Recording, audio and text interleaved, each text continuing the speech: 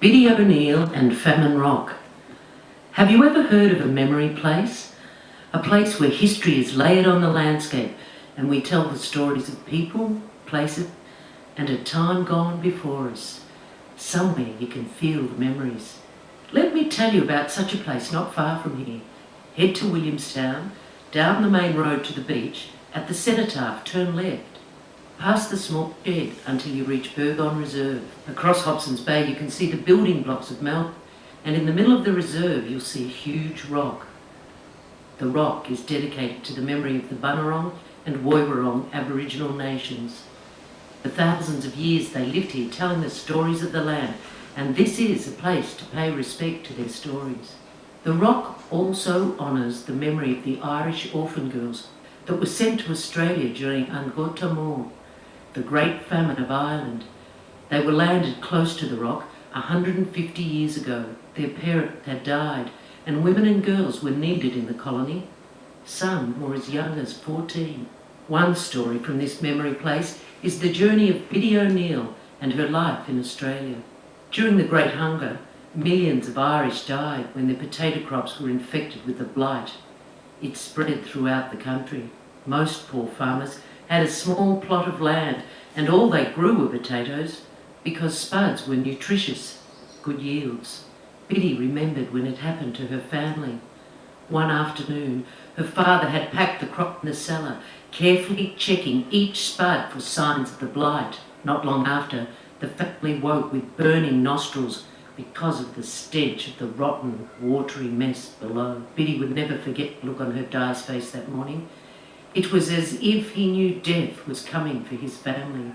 The young girl watched as one by one her family died, and Biddy, like thousands of others, went to live in a crowded poorhouse. She was a determined girl with a fighting spirit, and somehow Biddy survived to be plucked from the poorhouse and sent to Melbourne, Australia. The authorities gave her new clothes and a box of belongings for the long trip. As she sailed away from Galway Bay, a lone piper played an Irish lament. With tears in her eyes, Biddy remembered her mother's last words. "You are from a long line of strong Irish women, Biddy, related to our blessed St. Bridget herself. Follow the path forward." She would do her best. Now, as monotonous as life on board the Lady Kennaway was, at least meals were regular. Gruel from oats, ship's biscuits, dried meat and greens. Why, Biddy O'Neill started to fatten up. Many of the girls suffered from violent seasickness, but not Biddy. She had lived by the coast all her life and often tossed about in boats with her father. She was the one chosen to clean up after the sick girls. But it was worth it, because then she was allowed up on deck to feel the wind in her hair and smell the fresh sea air. They were 30 days out, and finally the smell of rotting potatoes was left behind. On they sailed, away from her home and family and childhood, but Biddy was determined to make the most of her new life. One morning, as Biddy lay in her bunk, she smelt something she couldn't quite identify. It was fresh and invigorating, and a bit like antiseptic. When she wandered up on deck, one of the crew explained it was the eucalyptus trees of the Otway forest. The next day, after 4 months sailing, the girls were called up on deck as they sailed through the heads into Port Phillip Bay. As the Lady Kennaway made its way north up the bay, Biddy watched an eagle gliding and circling on the breeze as if leading the ship to port. It was Bunjil the eagle, keeping an eye on his domain. He had come to welcome them. Biddy didn't know it was Bunjil, the creator of the lands of Victoria, but in time she would come to understand. Biddy had always had a deep respect for the land and its spirits. After all, this was a girl who had grown up with fairies and sprites in Ireland. The orphan girls were landed at Williamstown, then ferried up the Yarra River to the immigrant barracks in King Street. Now Biddy's luck began to change. She was recommended to Dr. Robert Collins and was to become the 7th staff member of his household and given the grand title of scullery maid. Dr. Collins had 25 acres on a bend in the river near Punt Road and a beautiful house and garden. Biddy worked hard all day, and it stopped her from feeling sad.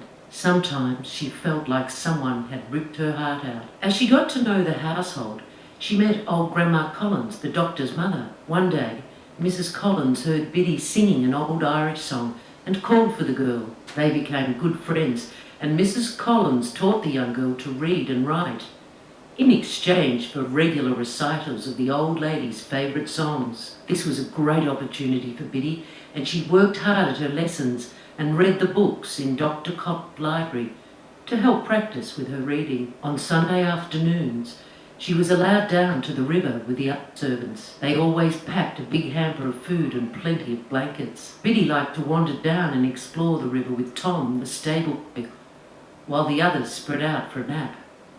Sometimes, when she was on her own, she would see Bunjil.